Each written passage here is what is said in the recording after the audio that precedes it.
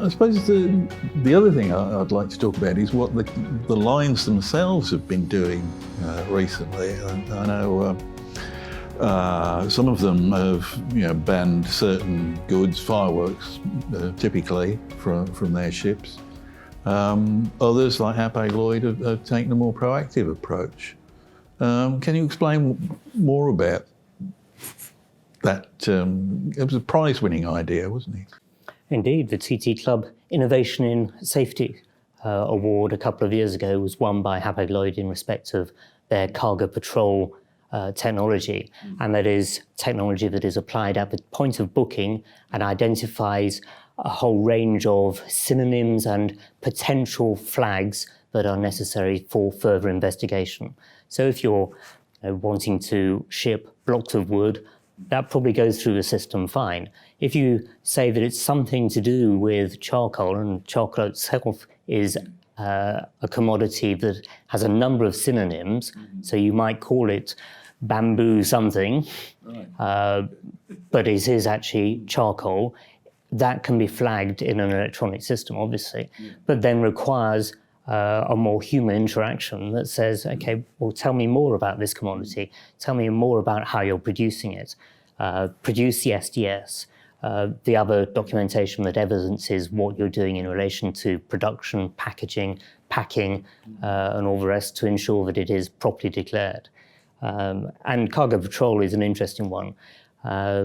Doing a bit of a sort of back of an envelope calculation from the statistics that Hapag-Lloyd put out a couple of years ago, it would seem that somewhere in excess of 150,000 boxes per year are more than likely undeclared or misdeclared. And each one of those could be the next major fire. So that's Hapag-Lloyd. What are the other lines doing? I think broadly, most lines will have some form of booking checking process.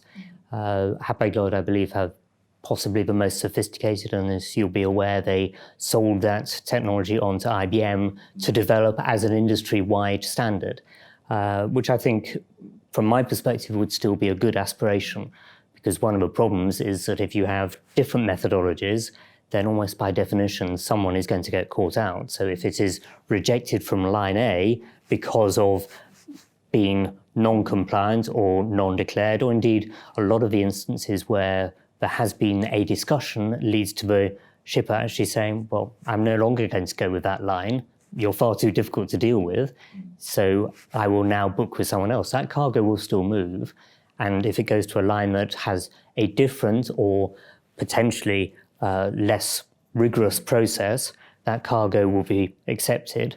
And of course, with the line vessel sharing arrangements, then that cargo could actually end up on the same ship it would have done if line A had accepted it, but in an unknown circumstance, in the sense that although the carrying operator would know the detail that has been provided to them, right or wrong, if it's not declared dangerous goods, that wouldn't be passed through to the actual carrier. So when it comes to stowage planning, there will be less information than if the original carrier had accepted the cargo and had been able to take proper stowage provision over it. Which brings us back to the thorny topic of restrictions in terms of vessel loading, in terms of routing as well. Indeed. And that's another layer of complexity in the modern supply chain. So you have a whole raft of different restrictions that are validly applied. So a lot of carriers will say they don't want to carry explosives, or they can't carry explosive on board their ships. And that could be to do with the space they have, could be to do with the flag state, all sorts of different complexities that say they won't carry a particular type of cargo.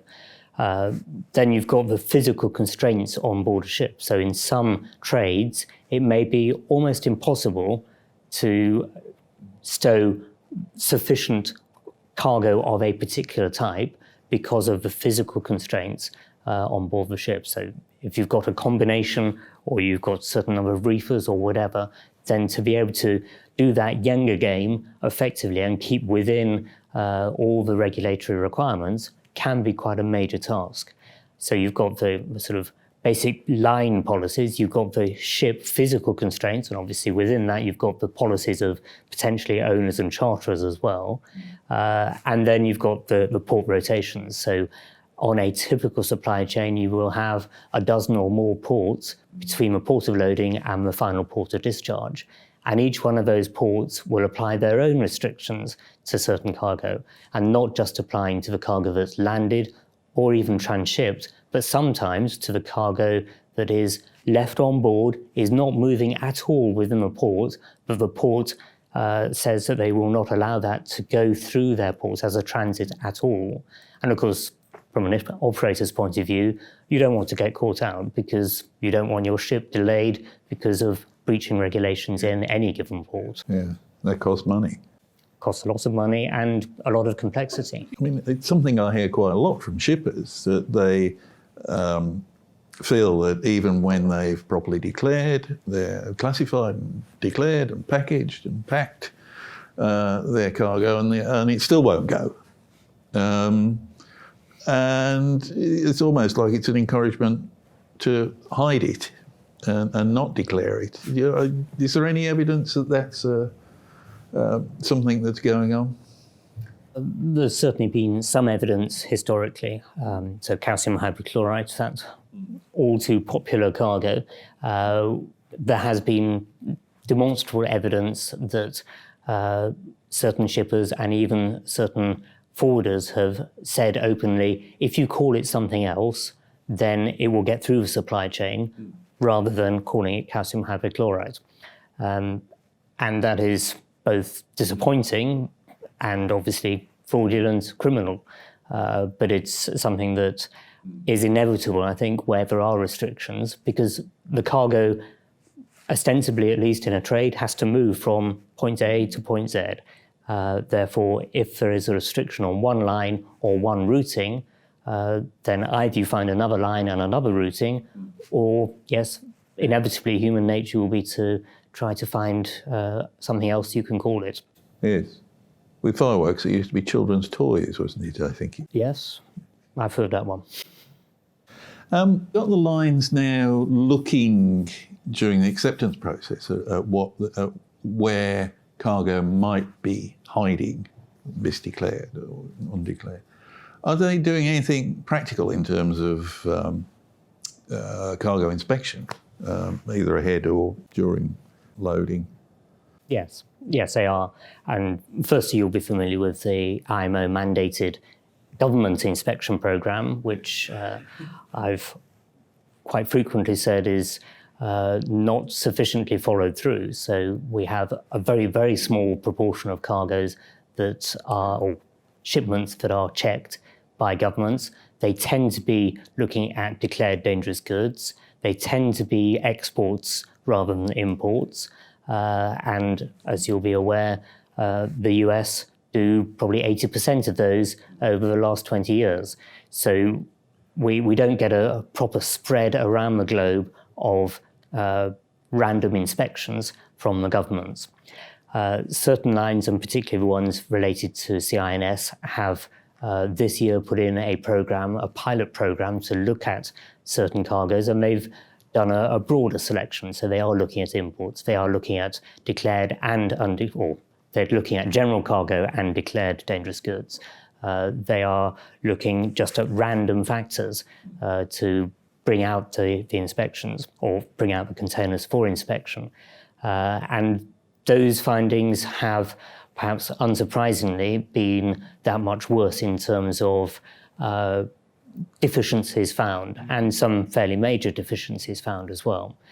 Now that in itself is something that, as you'll be aware, in the last couple of weeks has led to certain lines saying they're going to impose penalties in relation to what they find at inspection time.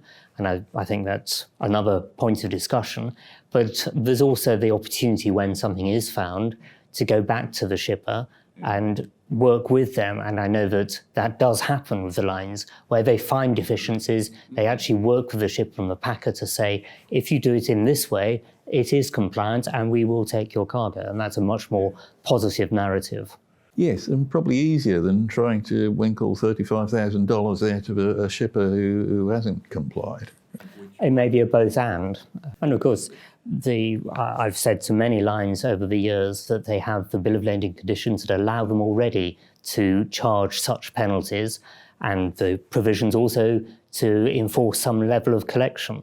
It becomes a commercial matter, obviously, as to how they do that, and we don't need to go there, but the provisions are already in place, and to see them being used or being announced that they will be used as a deterrent is actually a very positive move, and does bolster any inspection programme that says not only are we going to inspect cargo and potentially have that discussion as to how to ensure that compliance is achieved for future, but also actually go back to the shipper and say, well, you are going to be charged for this one. It has actually cost us more to do the inspection, to take that container out of the supply chain, do all sorts of additional checks. So there are costs that the lines are incurring. So in that sense, it's not unreasonable that they have some sort of penalty mechanism to recoup those costs. Do you think that inspection programme will continue? Is that going to be an ongoing policy? Certainly the lines that have been closely involved in it have found positive benefit, and I believe they are wanting to continue. Okay. Well, I suppose if they are finding misdeclared cargo, then that's a potential incident saved. Yeah, absolutely. And I think that where they've found that and the opportunity to work with shippers and packers proactively, not only is it preventing the risk materialising, but also it's helping to improve the entire supply chain. Because whilst we see these as ship fires, every one of these could be a fire in a port area, and we've seen those, or it could be a single incident on a road or railway. And each of those, in terms of the entirety of the supply chain, is of significance.